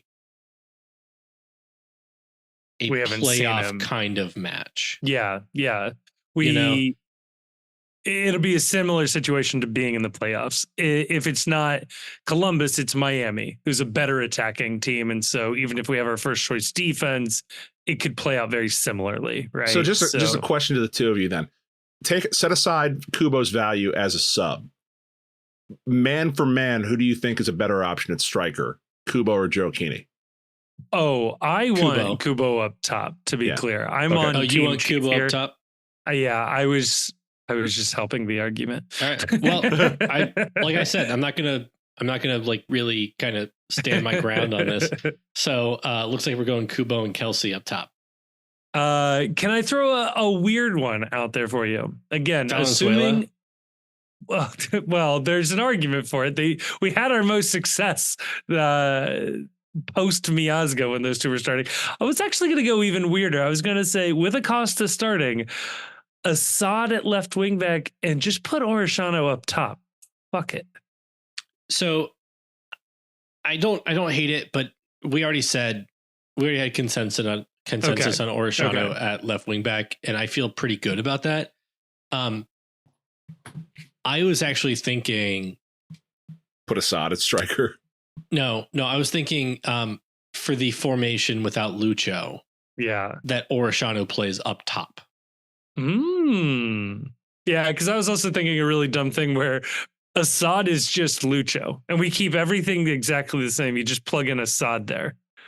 Let's talk about the no Lucho starting lineup, right? Okay. I assume the goalkeeper And the 3 center backs are the same.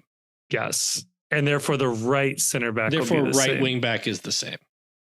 Left is where I think we could see some mix up here. What do we do? Yeah. What do we say about left wing back? If Lucho isn't available, I think that Woboto and Buka stay the same, but at left wing back, I think that at that point, Assad plays left wing back. Yeah. And then you go to that more nebulous 3 up top formation where it's then at that point, I really do think it's Luka, Kubo, and Kelsey.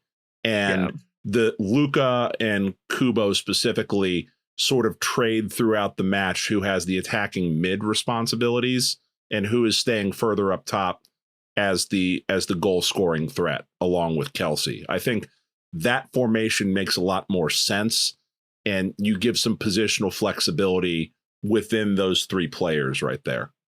Yeah, and I also think I actually agree with that. And I also think that it doesn't matter really at that point, like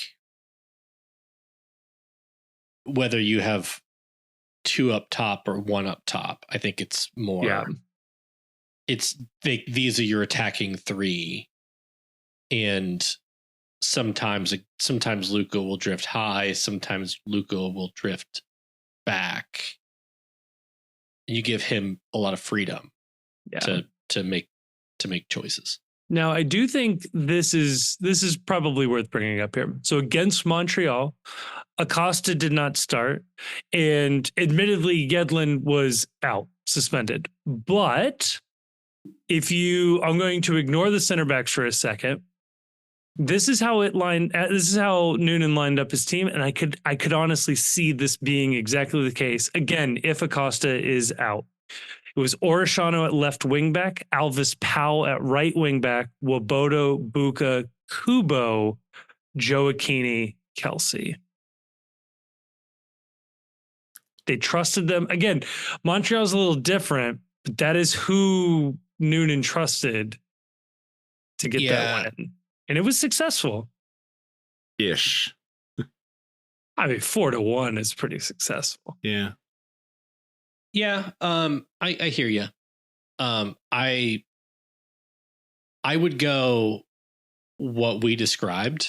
Yeah, but again, like I'm not going to pretend to like try to predict. Right. What they're going to do, and also like there's a lot of permutations that you could justify, and I think it's very hard to find fault with. Yeah. I mean, there's always the caveat that probably doesn't need to be said, but I'll throw it out there. We're not in training. I don't know how these guys are looking. I don't know who's looking particularly sharp. They've been off for some time, so maybe they've been particularly drilling something a little different or making sure certain guys understand certain assignments, maybe even particularly for this matchup, for this game. So we'll see what it all comes out to. But Grayson, you said the magic words. We can't predict. No. We can predict, and we will predict how this game will go. I don't want to go first. So, Chief, I throw it to you. Predict the score and therefore result of this match. God, I don't know. Let me ask you this. After all of this, are you feeling more confident or less confident or the same? The same. Because what all this depends on when they drop the lineup at 1 hour till kick at 6:30 on Saturday. Is Lucho Acosta in the starting lineup? Yes or no? That's going to determine 99.9% of how I feel about this. I actually feel okay about our back line, especially if Teenage shows up. I don't know. I love that this is probably an us against the world mentality when it comes to players that are defending for this team. They know that their backs are up against it. They know what they're facing. Nobody in the room believes in us but us. You know, that sort of shit. Rah rah. It worked for Northern Illinois against Notre Dame. And it can work for us too. I'm going to go ahead and I'm going to be wildly optimistic, and I'm going to say a 1-1 draw. Wow. I will say, just in terms of the standings, They are the underdog. Anyway, Grayson, what do you got? Yeah, I mean, I think we've said all the various caveats and issues about like this game and the difficulties going into it. And yeah, I mean, I do think that like looking back on it, the lineup that was chosen is going to have a lot to do with how the game played out. Mm-hmm. But that's not to say that there was like ever necessarily like a right or wrong answer. And, I just want people to have grace about the players and about what happens this game. I mean, if you see Kip Keller starting at striker, I feel like you're okay. Game on. Yeah, we're trying to confuse him. So I'd say like, are you perfect? If somebody watched everything that you did throughout your day, would they have some complaints or nitpicks or thoughts about some of the decisions that you made? Probably. No, so, they would have died of boredom by hour 2. I'm gonna go. I mean, why change how I do things now? I'm going 3-1 Columbus. You son of a bitch. So yeah, well, Kevin, what you got? In that case, I will say the almost third storyline that I didn't mention, but I feel like we articulated well without saying it, is Noonan versus Nancy, arguably the two best coaches in the league going head to head. How does Noonan deploy his team against Nancy, or not even against Nancy? Big games. This is a growing trend, right? That we're trying to keep tabs on. How does Noonan respond for the big game?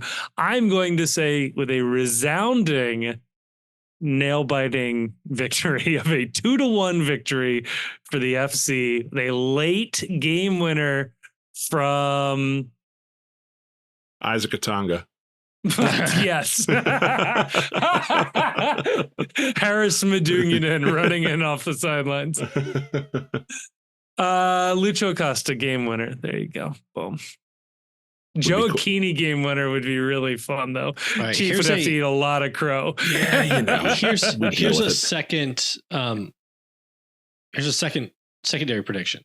Okay. Because I feel pretty confident about this. Is there a penalty this game? I say yes. 100%. No, but there should be. No, actually, I'll go a step further.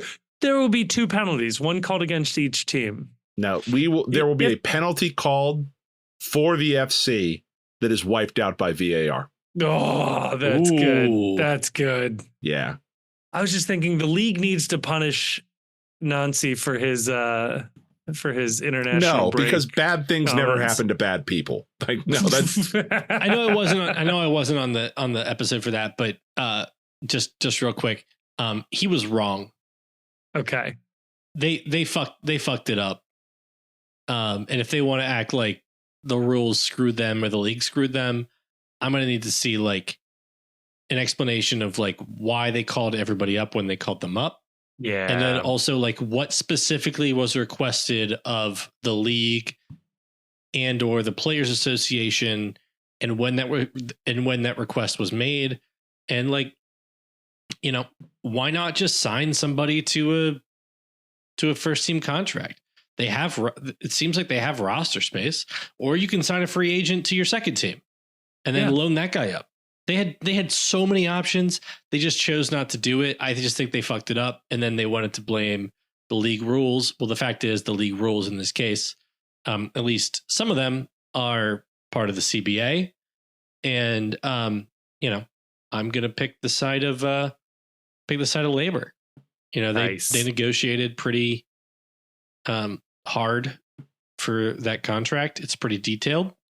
And I'm not ready to, just start erasing provisions of it. They're cheating at the league office. Nazi said so.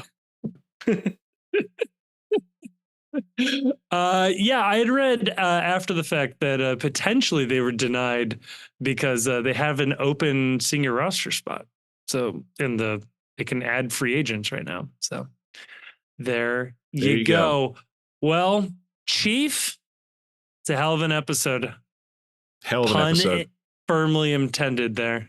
You guys are as excited as I am to go down and watch the debate that you just DVR'd? Oh, I cannot wait. Glorious. To everyone out there, happy Hell is Real Week. We will see you at TQL Stadium on Saturday. And from the bottom of my heart, from the bottom of Kevin's heart, from the bottom of Grayson's heart, go fuck yourself, Columbus.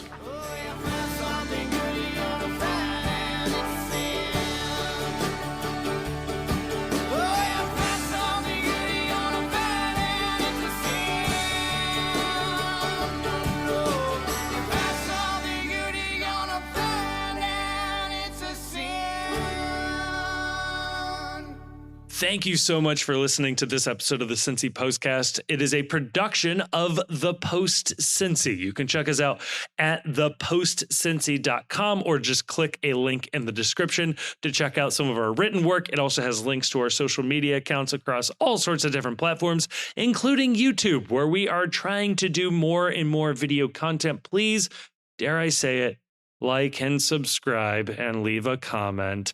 But no, that would be really, really helpful. Also want to give a thank you to Jim Trace and the Makers. They're a local Cincinnati band who provided all of the music for this episode. We love having them on board. You can check them out. Again, link in the description of this episode to find out where they might be playing shows next or where you can listen to more of their music.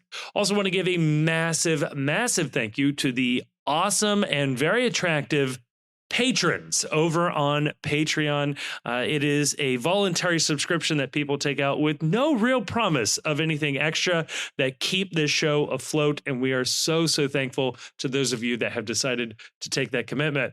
If you do like the show, or at least just want to engage with other people who have listened to the show and want to talk about FC Cincinnati, MLS, soccer, or really anything else, you can go on over to Discord. Again, link in the description. Lots of links in the description where you can find a link to the Discord. That's where we are keeping the conversation going 24/7. It feels like it's a really fun group of people in there just talking about FC Cincinnati. And like I said, just about everything else. And finally, I'll say it. If you liked this episode, and given the fact that you've made it all the way to the end, I have to assume you either like it or for some reason cannot reach the stop button. Please share this episode with a friend or family member or someone who likes FC Cincinnati. The best way for us to grow is from a personal recommendation from somebody who likes it. And if that's you, please tell other people. And if you don't have any friends, feel free to give us a review on whatever your podcast platform of choice is. We'll take anything we can get. But again, a huge, huge thank you to everybody for listening to this show. I am blown away that anybody listens to this. So again, I well and truly mean this. Thank you so much for listening.